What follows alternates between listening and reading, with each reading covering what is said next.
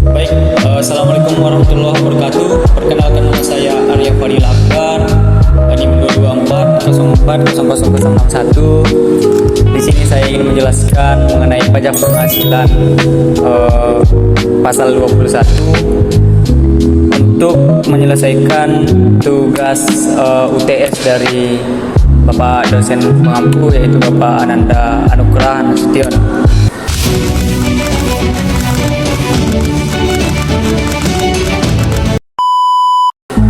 Sebenarnya sangat banyak jenis-jenis PPh atau pajak penghasilan. Ada yang PPh 21, 22, 23, 24, 25 dan 26.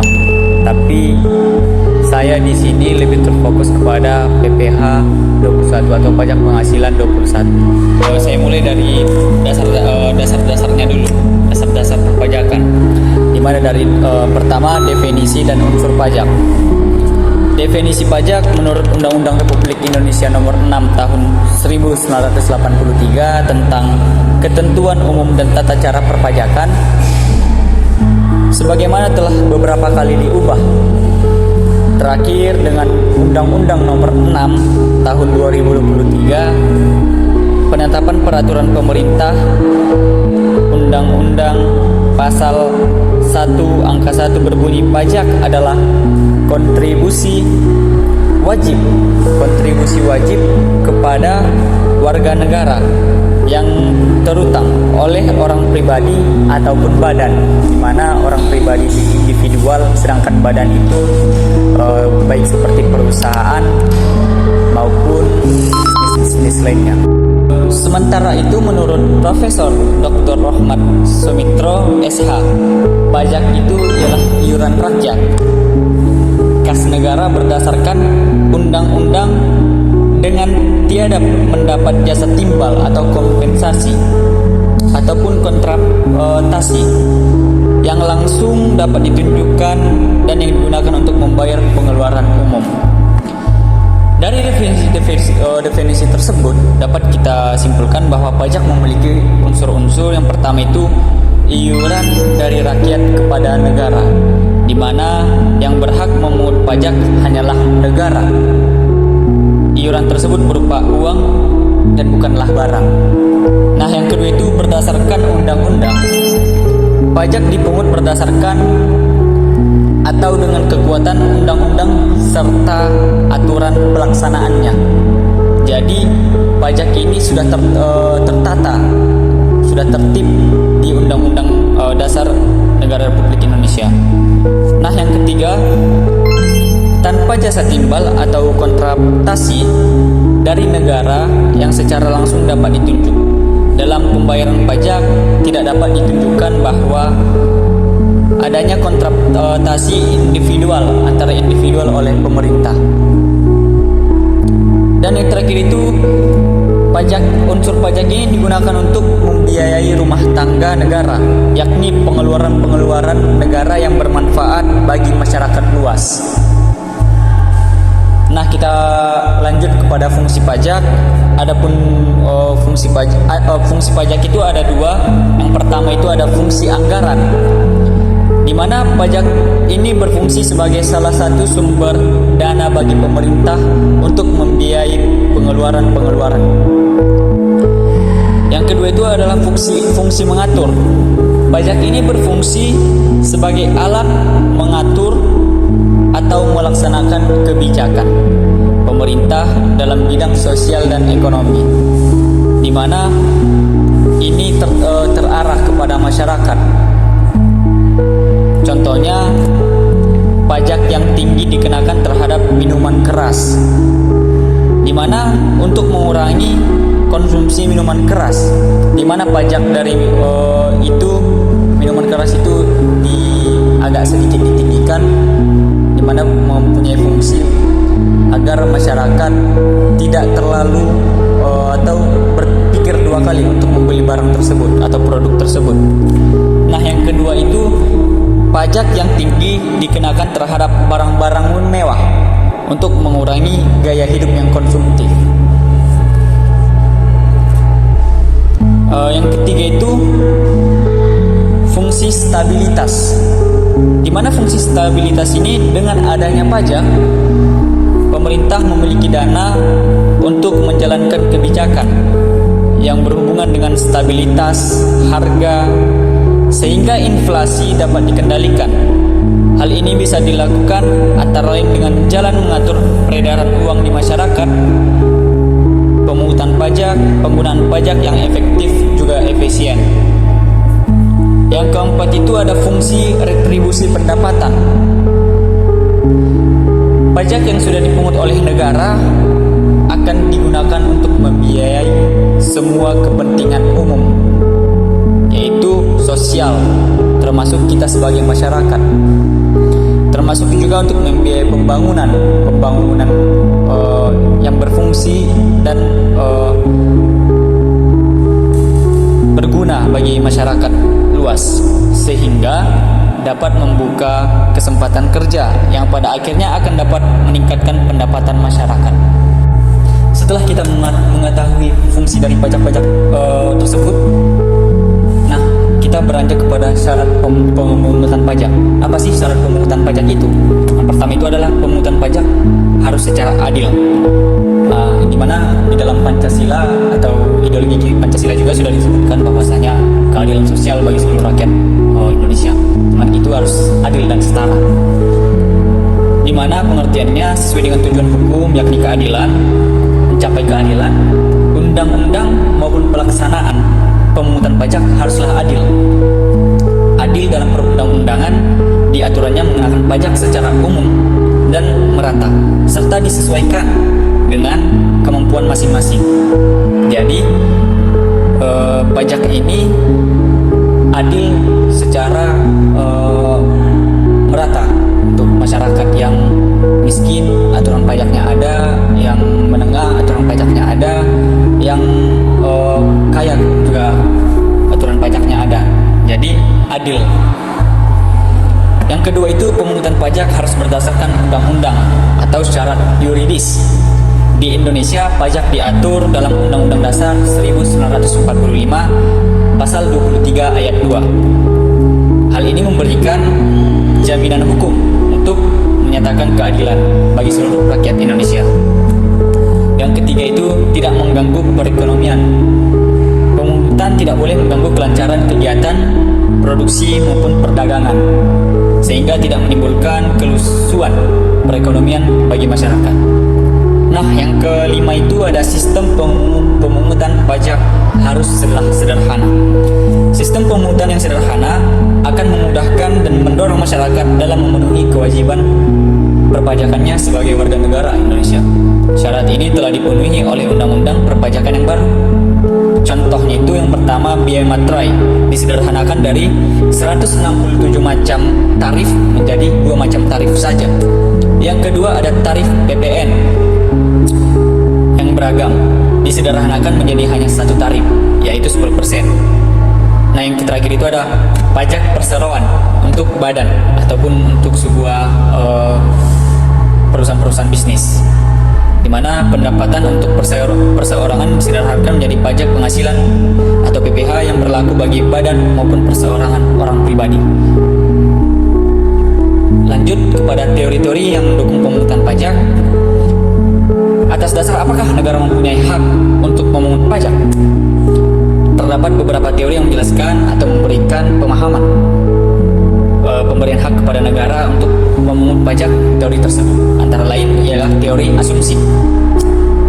Maaf saya ralat, yang pertama itu adalah teori asuransi. Negara melindungi keselamatan jiwa, harta benda, dan hak-hak rakyatnya. Oleh karena itu, rakyat harus membayar pajak yang diibaratkan sebagai suatu premi atau asuransi karena memperoleh jaminan perlindungan tersebut. Nah, yang kedua itu adalah teori kepentingan. Teori kepentingan ini adalah pembagian beban pajak kepada rakyat didasarkan pada kepentingan. Misalnya, perlindungan. Masing-masing orang, semakin besar kepentingan seseorang terhadap negara, semakin tinggi juga pajak yang harus ia bayar. Dan yang terakhir dan yang ketiga itu adalah teori daya pikul, di mana beban pajak untuk semua orang harus sama beratnya. Artinya, pajak harus dibayar sesuai dengan daya pikul masing-masing orang. Untuk mengukur daya pikul dapat digunakan dua pendekatan, yaitu pertama adalah unsur objektif, di mana dengan melihat besarnya penghasilan atau kekayaan yang dimiliki oleh seseorang. Nah, yang kedua itu adalah unsur subjektif. Apa sih unsur subjektif ini? Ialah dengan memperhatikan besarnya kebutuhan material yang harus dipenuhi. Nah, yang keempat itu adalah teori bakti. Di dalam teori bakti ini dijelaskan bahwasanya pemungutan pajak terletak pada hubungan rakyat dengan negaranya. Maksudnya sebagai warga negara yang berbakti kepada negara, rakyat harus selalu menyadari bahwa pembayaran pajak adalah sebagai suatu kewajiban. Dan yang terakhir itulah teori asas daya beli, di mana dasar keadilan terletak pada akibat pemungutan pajak. Maksudnya memungut pajak berarti menarik daya beli dari rumah tangga masyarakat untuk rumah tangga negara. Pemeliharaan kesejahteraan masyarakat, dengan demikian kepentingan seluruh masyarakat lebih diutamakan. Nah, bagi kawan-kawan yang ingin mengetahui bagaimana sih menghitung pajak penghasilan pajak itu, ya udah nanti kita langsung jelaskan di papan tulis. Dimana kita ambil dari satu soal saja dulu. Saya akan bacakan soalnya, nanti saya akan buat soalnya di sini. Mana soalnya itu Pak Budi dengan gaji bulanan sebesar 12.500.000 belum menikah dengan tanggungan dua orang, yaitu ayah dan ibu. Membayar biaya pensiun sebesar 100.000 per bulan. Nah, tentukan pajak terutang Pak Budi. Baik, saya akan menjelaskannya di papan tulis. Baik, di dalam soal tadi, gaji bulanan yang dimiliki Pak Budi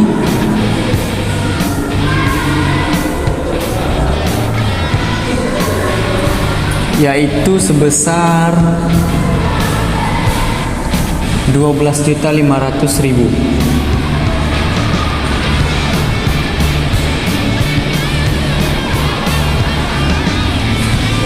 Biaya jabatan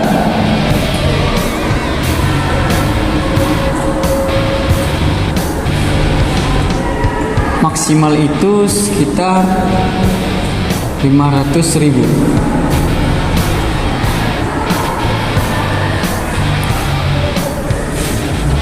Dan biaya pensiun Pak Budi itu senilai 100.000.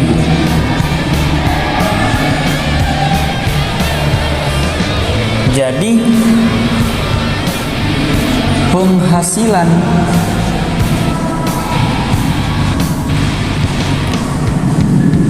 bruto Pak Budi selama per bulan itu sekitar, ini kita kurangkan sekitar 11.900.000, dimana kita berlanjut ke penghasilan setahun. Penghasilan setahun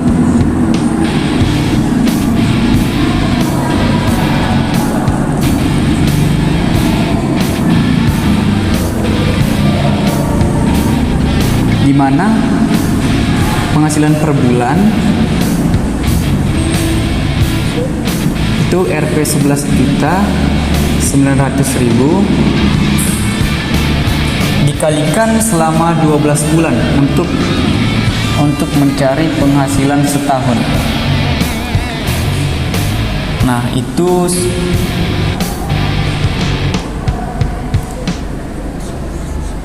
Rp 142.800.000, di mana PTKP-nya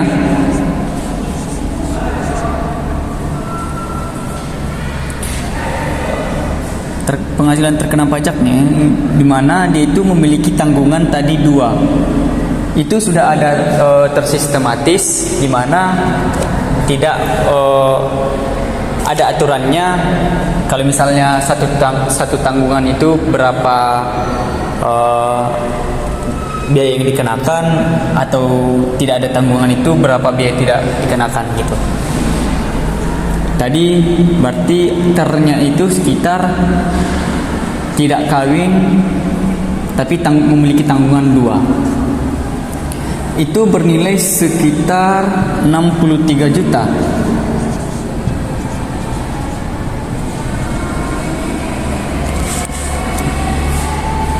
Jadi penghasilan kena pajaknya atau PKP senilai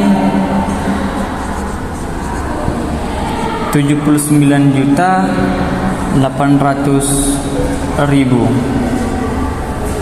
Ini kita kurangkan.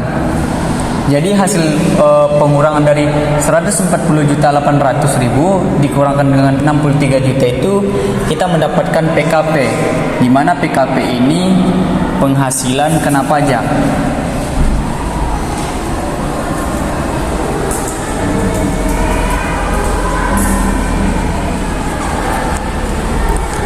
Jadi di PPh 21 penghasilan pajak penghasilan itu di pasal 21 5% itu sudah ada aturannya, karena 5% itu secara penghasilan pajak itu dikalikan dengan 60 juta.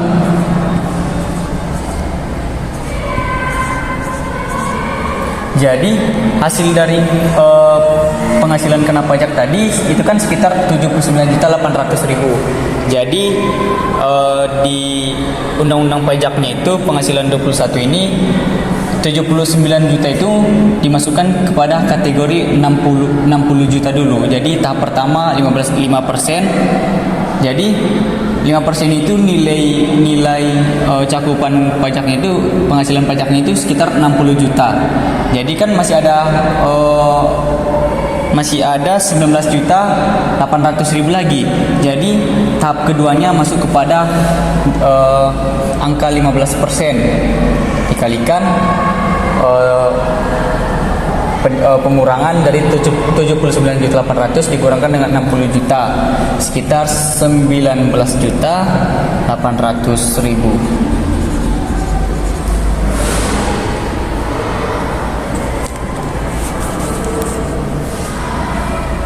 Jadi 5% dikalikan dengan 60 juta itu kita dapatkan hasil 3 juta.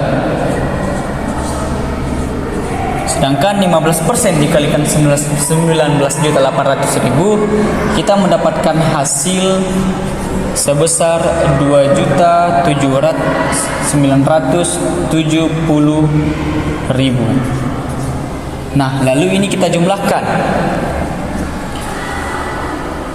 senilai 5.970.000. Jadi lanjut kepada ter,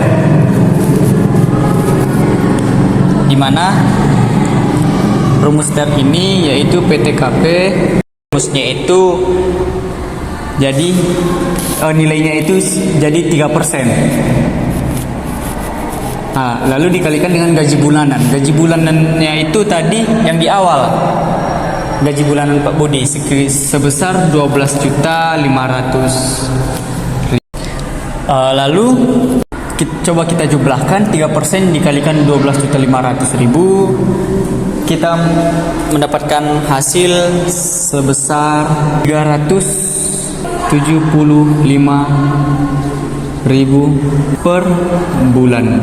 Pajak penghasil terutangnya, pajak penghasilan terutang Pak Budi, di mana 5.970.000 dikurangkan dengan hasil ter, karena hasil PTKP-nya itu sebesar 375.000.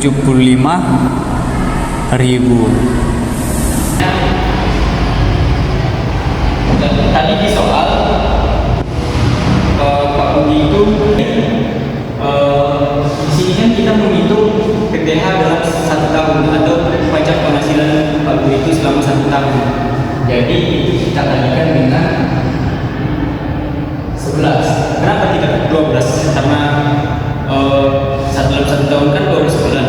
Karena di akhir tahun itu balik penghitungan pajak dari awal. Jadi hanya hitung 11 bulan saja.